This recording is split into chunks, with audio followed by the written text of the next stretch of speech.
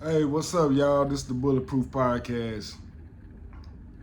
Back on your bitch ass. I know I ain't got that same energy I usually come with, but hey, I don't feel like getting turned up today. Lies, I'm gonna get turned up on my mom, but it's still early, so let's have some fun. I'm gonna get straight to it. Damn, I'm finna drop my keys and shit. I'm finna get straight to it, man. I had a interesting conversation with a young lady who shall remain nameless that I had met online some maybe a year ago or some shit like that. I don't know, but I never met her in person. Let me tell you what happened. What happened was I seen her again online and I couldn't remember why I stopped talking to her. So I hit her up. I'm like, damn, what's up, man? Like, woo, woo, woo. Boom, boom, boom. Because I work overnights, it's really hard for me to, and just because of my work schedule, it's really hard to, go to places to meet women. And unfortunately, where I stay at, ain't too many black women over here. I stay in the barrio. You know what I'm saying? And don't nobody over here speak English. So that's one thing. And another thing is on the weekends, I always have my son. So, there's that. Love my baby, love hanging out with my baby. So it's not a lot of time in my life to really, you know what I'm saying, fuck with the ladies now that I'm older. You know what I'm saying? God damn, it's always this one hoe ass fly in this bitch, bro. So anyways, I was talking to this young lady I had met online like a year ago. And it was very interesting, this young lady that I was talking to, because I realized the reason why I stopped talking to her. I was having a conversation. The conversation was going good. You know what I'm saying? Hey, how you been? All that type of stuff. And then, she was asking me what I was going through, and we just having a regular chat, real friendly chat. And then I happened to say the word female. I didn't say it to her. I didn't say, yeah, you're a female, you would never understand, or I didn't say it in a derogatory term. I literally said, yeah, you know how these females are. And she got mad because I said the word females. I was like, why is you mad that I said the word? And her reasoning behind her getting mad was basically like on some shit like, don't you see how that could be a derogatory term? You using the term female. But I said, but you a female? I was like, but you are by biological, you know what I'm saying? You a female. And she was like, well, the way that you using that, you trying to make it seem like I'm a little girl or something like that. I said, ma'am, little girls, babies, and grown women are considered biologically female. Why do you have she was going off, and for the life of me, I couldn't understand why me saying the word female was triggering to her. That shit was crazy to me. I'm like, ma'am, you are a female. I'm a male. If you came to me in a conversation and said, yeah, all these males out here be tripping, I'd have been like, okay, like, I wouldn't have thought that be no derogatory. I wouldn't have think that that's a derogatory term for men. I'm a male. Biologically, I am a male. You are a female. And she really got mad and shit about this shit, bro. I was like, what the fuck? I said, I see why I stopped talking to you. Shit. I don't understand. It really fucked me up that this woman was mad that I said the word female to describe women that I was talking to at the time. You know what I'm saying? She got mad about that shit, bro. I was like, what the fuck? Am I living in the Twilight Zone, nigga? You can't even call a motherfucker what they are biologically? That's crazy as fuck to me, bro. And she's not young. She's around my motherfucking age.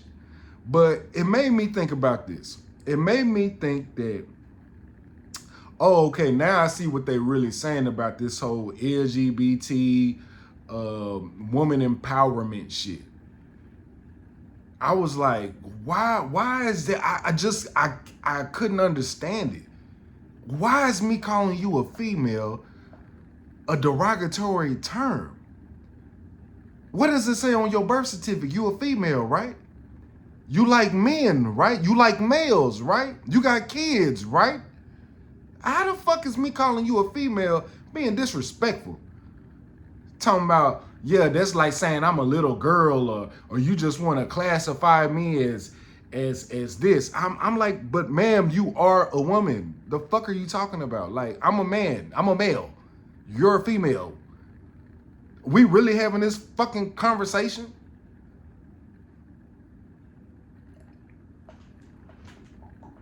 Bro, we live in a world right now where, nigga, if you ain't married by now, if you ain't in a relationship, a committed relationship by now, dating is out the fucking window.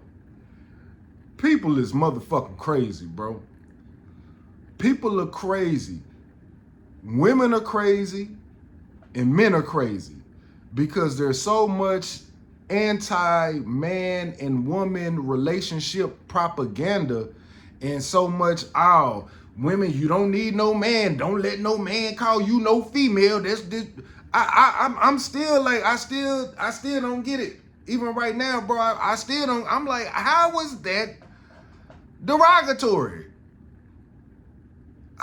Man, the world is going to hell in a goddamn handbasket with gasoline draws on, nigga. Fuck we talking about? I was like, bro, I'm looking at myself, bro, like, I'm gonna die alone. Oh, my mama, you know what I'm saying? And I'm cool with it.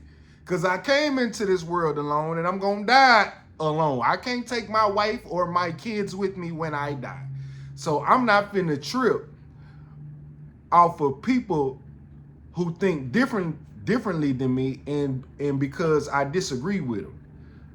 But I just couldn't see how we were so far as intellect to where, like, now saying female is derogatory, like, that's crazy. Same thing with the word unaliving. I'm hearing a lot of people say this word unaliving. What the fuck is that? When did this get into the Webster's dictionary? I ain't never heard this term before, unaliving. Have we became that pussy as a society where we can't say a motherfucker got killed or he is dead or he was murdered?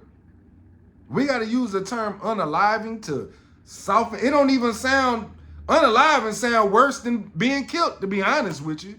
It doesn't roll off the tongue. It hits the unaliving. You like, damn, bitch, what happened? Well, how he get unalive? When you heard somebody say he got killed or he is dead, you like, oh, okay. Was it a heart attack?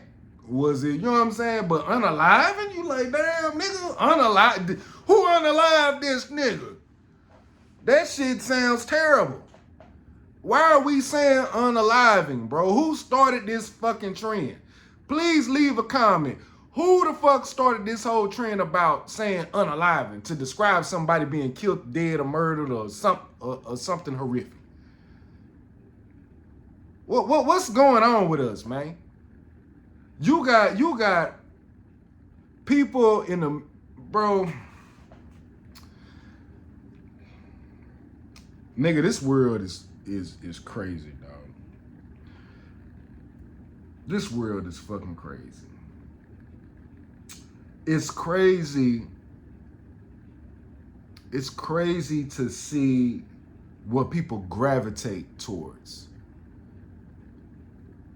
when it comes to news, when it comes to information, when it comes to opinions, politics.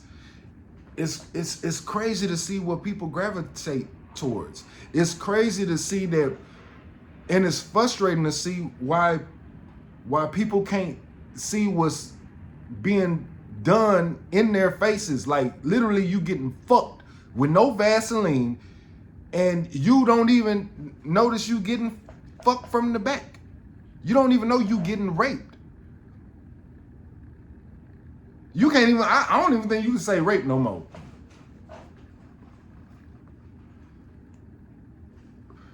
Without triggering somebody. Now you gotta say trigger warning.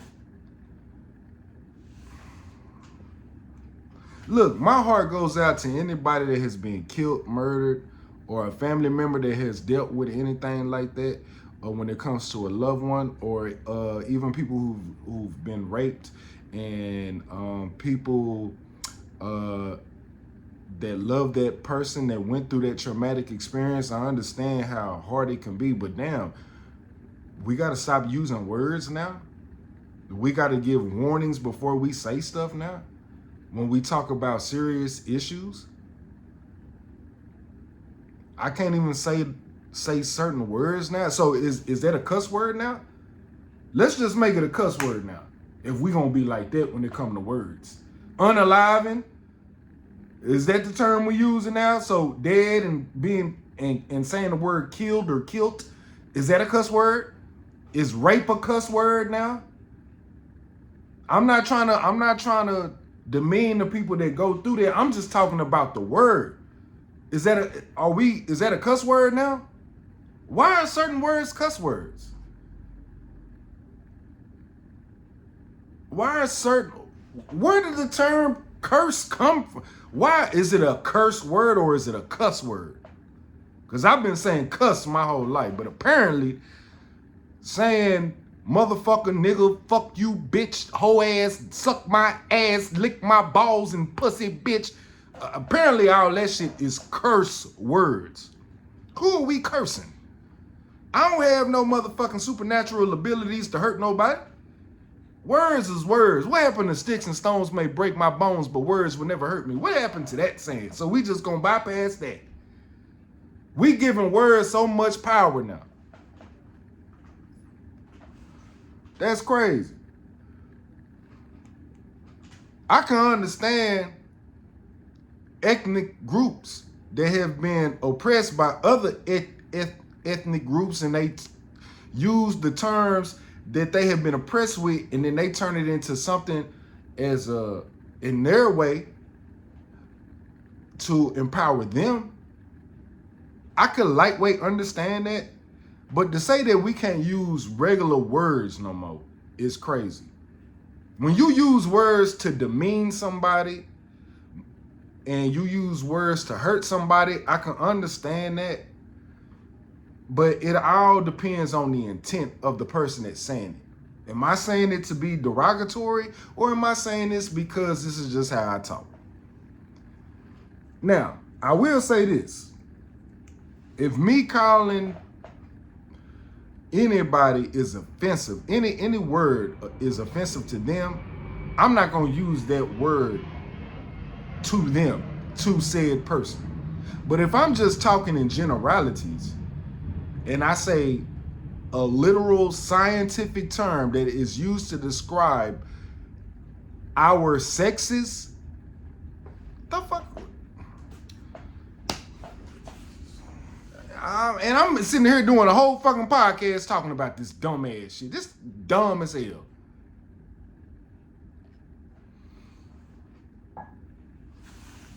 Dating right now in this world that we live in is damn near impossible. It's damn near impossible. Damn near impossible. Because there's so many different influences coming from every angle. Media, news, music, movies, podcasts, the manosphere, shit. It's so many different things that's separating people from finding true love. Because you don't want to compromise with somebody. That's what love is all about. Love is about compromise. Love is about understanding. Love is about working with each other as a team to build your family between a man and a woman. That's what love is. Love is pushing out all the negativity and all the bullshit that's in the world, and y'all encapsulating everything in y'all's family values on how you want to raise your family and how y'all want to be a family without worrying about how other people look at you. That's what love is. That's what love is, bro. We live in a world right now where people are afraid to be in love because everybody got a goddamn opinion about your motherfucking relationship. Everybody got an opinion about your girl, your boyfriend, y'all's dynamics, y'all's relationships, because a lot of you motherfuckers put your business out there on Front Street. Everybody wants to, hey, look at me. That's what we live in, that era. Hey, look at me. Look at what we're doing. You should be, we need to go back to keeping relationships private. If you have an opinion about a certain topic, speak your piece. But keep what you got going on at home. Keep your sexuality in your bedroom. If you have an opinion about a certain topic, that's cool to have an opinion. But man, you ain't got to put all your business out there on the street, bro. Men and women. I don't need to know if your booty hole brown and your vagina is pink. I don't need to know that. It's none of my motherfucking business. That's not empowering for you or me, knowing what your booty hole and your pussy look like. Now, art is art, and I'm not finna judge no art. I'm just using that as an example of what I'm saying. You know what I'm saying? Like, I'm just using that as an example. I'm not trying to disrespect Sexyy Red or nobody like that. I like what they doing. But I feel like right now we living in a world where everybody has a camera and everybody has an opinion, and everybody should give their opinion if you feel very passionate about it. Don't give your opinion about stuff just because you want to get likes and clicks. You should be doing it because this is something that you really feel passionate about and you've done your research on. And you want to inform some people, or you want to have a opposing view because you just don't believe in what that person was saying was right. Perfect case in point is Charleston White. Now, I don't follow Charleston White, but his stuff does pop on my timeline from time to time. And I've said this before, and I'm gonna say it again. Charleston White say a lot of things that I do agree with. He say a lot of stuff that I disagree with. And that's just what it is. I don't have nothing negative to say about him. I don't wish no ill will on him. This man has children. This man wants to fight for his community his way. And we live in America. He has a right to do that. If I disagree about his messaging, I can disagree with it. But trying to come with hatred and I want to kill this dude and all this type of stuff, no, man. And black people, we gotta, black people, we gotta get off this shit, man. We gotta get off this shit where, especially my young black men, y'all gotta get off this bullshit where you want to flex your gangs and your guns for the internet, for everybody to see. You want to show your affiliations. You want to show how your artillery. You giving up all your secrets. You giving up. You already telling on yourself in blatant terms, as opposed to moving in silence and keeping people guessing. You don't want people to know what you do, what you represent, what you about. That's called the art of war. The art of war is being able to be strategic and not giving out your information, your location, and your affiliations. Don't do the police job for them. Y'all niggas don't know what I represent, because I don't represent a motherfucking thing, and I'm gonna keep saying that. I don't represent black people, but I stand for black empowerment in any shape, form, or fashion that we can get it. Now, of course, I don't want to go out there and kill a whole bunch of white people. Fuck no, I don't want to do that. That's not what this is about. I don't want to kill nobody. I don't want to hurt nobody. But we need to be strategic on how we go about trying to empower us and us not speaking this shit out into cameras. Speaking this shit out into cameras and giving a leg up on white supremacy. We got to learn how to be covert, like how white people are covert in what they do. We don't know what the CIA got planned. We don't know what the FBI got planned. We don't know shit. You know why? Because them motherfuckers don't say shit. They quiet. We don't know what the police is thinking and what they trying to do. You know why? Because they quiet. They understand that there is power in being silent. Black people need to understand that too. There is power in mobilizing in without putting your business out there on Front Street. Black people, we gotta, you don't know what the cartel is doing. We don't know what the cartel, all we know is they control a whole bunch of shit and they control politics, they control import, exportation in their country, and how they exercise with impunity when people are snitching or not handling business the way that they want to. I say it and I'm gonna say it again.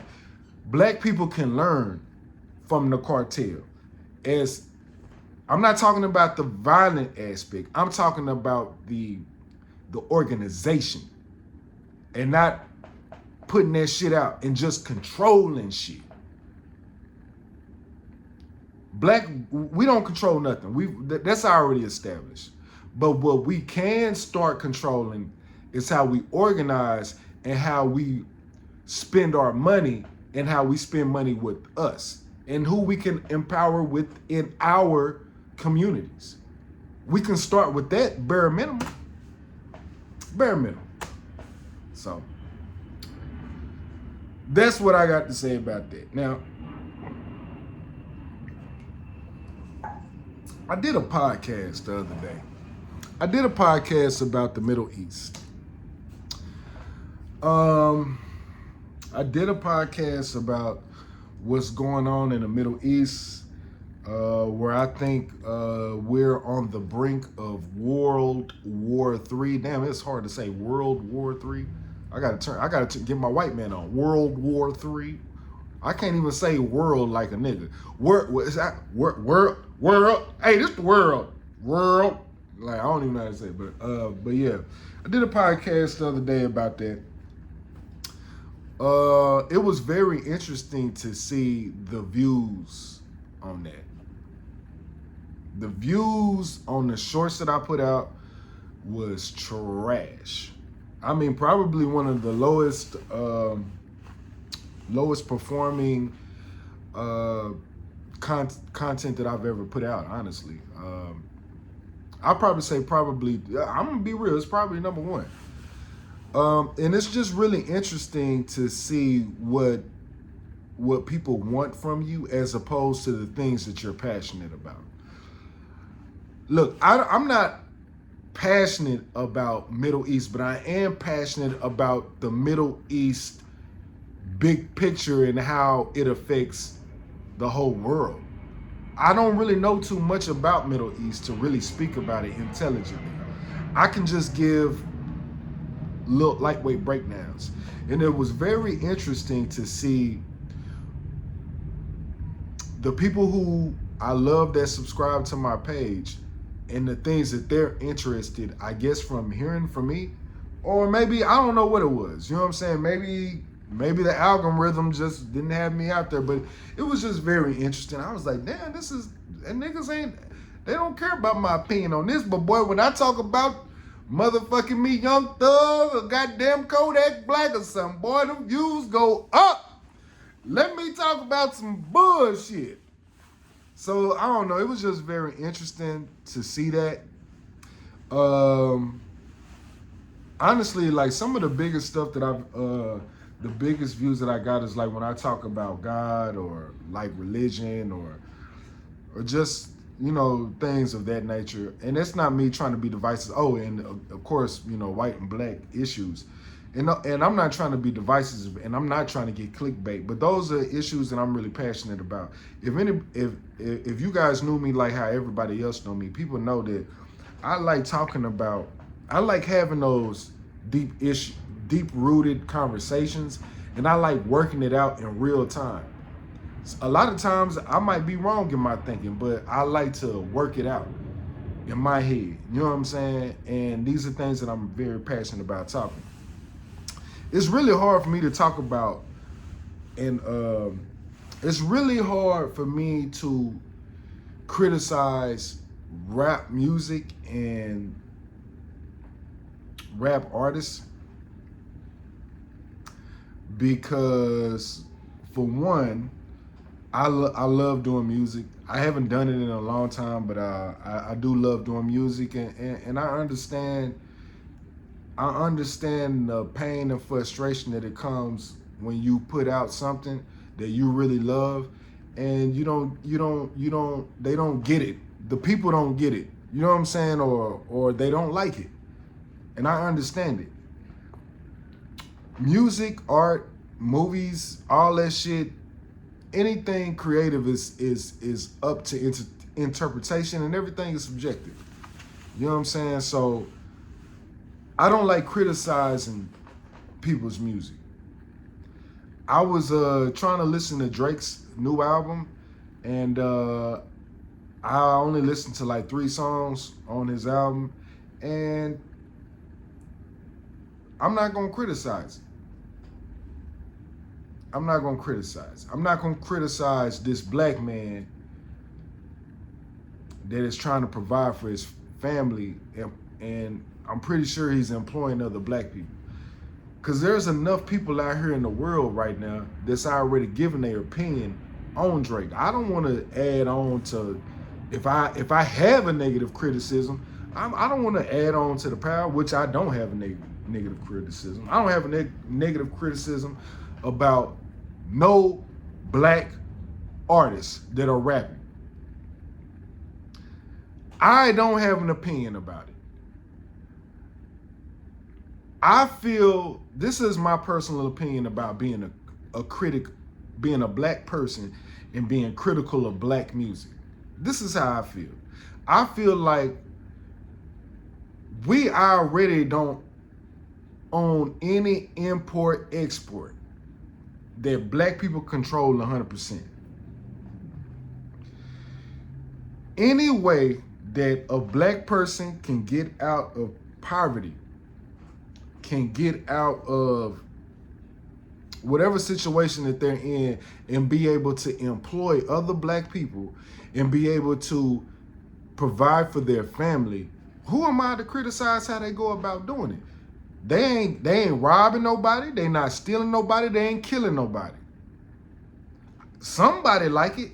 Cause when I feel like when I criticize, if I was to criticize a person that make music, if I was to criticize their music, I'm really shitting on their fan base. I'm really not just disrespecting the artist, but I'm also disrespecting the people that support his music. And who am I with my little bitch ass, pause, with my little dusty ass opinion? Who am I to say if people like it, who am I to say that they wrong? Who am I to say that he's wrong for putting out something that he's very passionate about, or she? Who am I? I understand that people who love music, they do have their opinions about it. But the best way that you can give your opinion is by how you support that artist.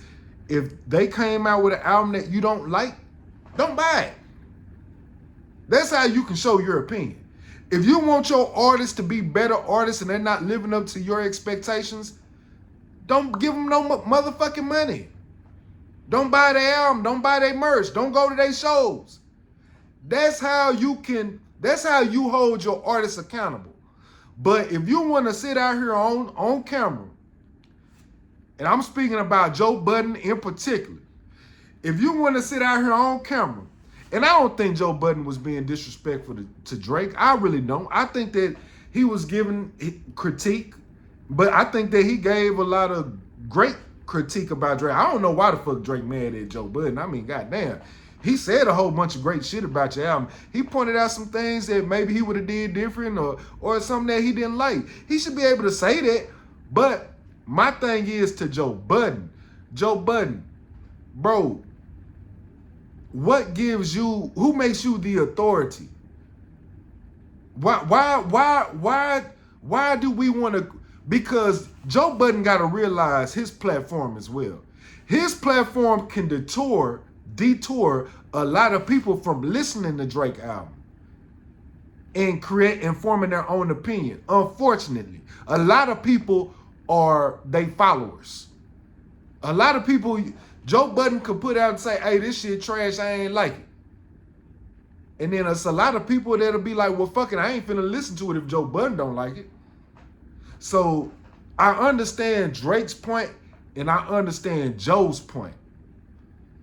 And I feel like, I'm gonna be real, I feel like Joe Budden, especially him being black, and you got all these black people on your podcast. If you don't like something, don't like it. But you ain't gotta talk about the things that you don't like. Talk about the things about the artists that you do like. That's how you really help artists, because isn't the goal for all black people, for all of us to be successful? And don't you realize that when you talk about what you don't like from another black artist, that's hurting that other black artist, when all that black artist is just trying to make money to change his life and his family's life? When you go to a museum where there's a whole bunch of paintings at, do you go to all the other people that's in the museum and say, hey man, let me tell you what I don't like about the Mona Lisa? No, you don't. You look at the painting, you take it in, and you go to the next painting. Everybody forms their own opinion. You might share your opinion with somebody that's close to you, but you're not sharing your opinion to the whole fucking museum. Why we don't keep this same energy when it comes to shit that really affects black people? You want to call out Drake, you want to call out all these other artists for their music. Keep that same energy for white people, for white supremacy. See, that's what I don't like. We so quick to shit on music that black people are trying to create, and we're now just getting into the mindset of ownership. This ain't something that's been going on. This is a recent thing. And then when a nigga do try to have ownership and control his own destiny, then you want to shit on the product that he comes out with. And this man is making great product. The sound quality is good. The beats are good. He puts a lot of thought, and I don't give a fuck if somebody helping him or not. I hope it's a whole bunch of people helping Drake. And I hope they ain't nothing but niggas. I hope they all niggas. I hope they all black that's helping Drake out. Because that's another way for black people to eat. So when you criticize motherfuckers and they music, Joe Budden, realize how you might be affecting not just their paper, but their but how they conduct business and their ownership, and just it's just a whole bunch of other shit that goes into that. We need to get we need to really get out of this whole thing where we feel like we have to criticize everything. We have to have a positive opinion. That's cool. Let's just talk about the positive. But damn, everybody gotta have something negative to say about everybody. The best way to affect an artist is just by not supporting them. Hey man, I listened to Drake album, man, say he got, I don't know how many songs got on there, but Drake got 15 songs on his album. Man, say I really, really love 5 songs on that album. Let me tell you the reason why I love him. Man, you don't like the rest of his album? It ain't that I don't like it, it just wasn't for me. But I can understand why other people like it. But the songs that spoke to my spirit, that hit me, was these songs.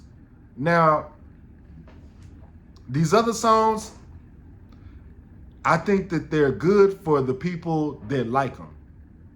I think they're great songs. I think it sounds great. It just didn't register to my to what headspace I'm in right now. But I can understand why people like them. Talk about the stuff that you do like, and to Joe, and to say this about Joe Budden do give a lot of love to a lot of artists out there that ain't nobody ever heard. He do. And you know what? That's my issue with even basketball players and stuff. Hold that point. I got to piss real quick. We gonna come right back.